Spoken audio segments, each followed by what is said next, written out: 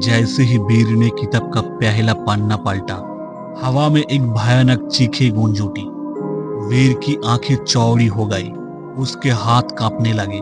उसने मशाल को ऊपर उठाया और देखा कि दीवारों पर खून से अजीब चिन्ह उभरने लगे थे। वो बुरी तरह डर चुका था, लेकिन उसकी जिज्ञासा ने उसे रुकने नहीं दिया। वीर ने किताबों के अंदर और भी पन्ने पलटे।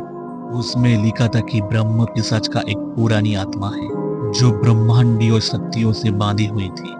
उसे मृत्यु लोक से निकाल दिया गया था, लेकिन उसका अभिशाप अब भी जीवित था। वो आत्माओं को खींचता था और उन्हें अपनी शक्ति के लिए इस्तेमाल करता था। अगर कोई इंसान उसकी हवेली के पास जाता है तो उसकी आत्माएं हमेशा के लिए ब्रह्म पिशाच की गुलाम मान जाती है। वीर इस अभिशाप को पढ़कर और भी ज्यादा बेचैन हो गया। तभी झोपड़ी के पीछे से एक जोर की खटखट की आवाज आई। वो तेजी से पलटा और देखा कि एक छाया धीरे धीरे उसकी ओर बढ़ रही थी। उसकी धड़कनें तेज हो गई। वीर ने तुरंत झोपड़ी से बाहर निकलने का फैसला किया, लेकिन जैसे ही उसने दरवाजे की ओर कदम बढ़ाया, दरवाजा अचानक बंद हो गया। उसके पीछे से आवाज आई, अब तुम यहाँ से नहीं जा सकते। वीर ने घबरा कर पीछे देखा और उसे एक पुराना काटा फाटा चेहरा दिखाई दिया। वो व्यक्ति एक बूढ़ा साधु था जो उस झपड़ी में बरसों से कैद था। तुमने ब्रह्म पिशाच के अभिशाप को जागा दिया है, साधु ने धीमी आवाज में कहा।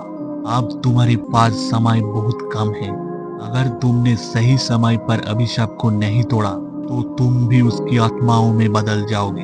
वीर के मन में हजारों सवाल थे, लेकिन उसकी जुबान ने जैसे काम करना बंद कर दिया था। साधु ने उसकी ओर देखा और कहा, अगर तुम बचना चाहते हो तो तुम्हें उसकी हवेली तक जाना होगा, लेकिन याद रखना वहां से कोई भी वापस नहीं आता। वीर का दिमाग अब पूरी तरह से उलझ चुका था। उसकी हिम्मत टूट रही थी, लेकिन उसे ये बात पता था कि अगर वो वहां से निकाला नहीं तो उसकी जान को खतरा था। उसने साधु की बात मानते हुए हवेली की ओर कदम बढ़ाए।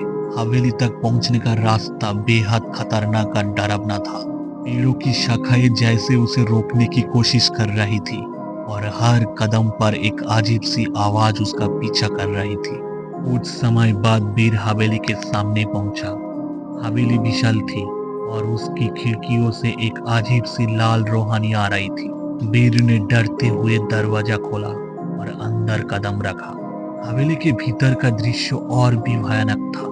दीवारों पर पुरानी तस्वीरें लटकी थी, जिनमें अजीब चेहरे नजर आ रहे थे, मानो वे जीवित हो। वीर ने ध्यान से हर कदम रखा, लेकिन हवेली के भीतर जैसे ही वो आगे बढ़ा, दरवाजा उसके पीछे से बंद हो गया। अचानक हवेली में से एक और की चीखें सुनाई दी और वीर के सामने एक पुरानी खंडित सीढ़ी से नीचे उतरती हुई एक काली परछाई दिखाई दी। वो परछाई धीरे धीरे उसके करीब आ रही थी। वीर की सांसें तेज हो गई। वो भागने की कोशिश करता है, लेकिन जैसे ही वो पीछे मुड़ता है, उसके सामने ब्रह्म पिशाच खड़ा होता है। उसकी आंखें जलती हुई और उसके चेहरे पर भयावह हंसी।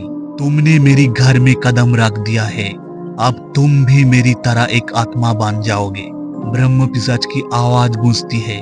वीर के पास अब कोई रास्ता नहीं था। ब्रह्म पिशाच की ओर से आने वाली डरावनी ऊर्जाओं ने उसे जकड़ लिया।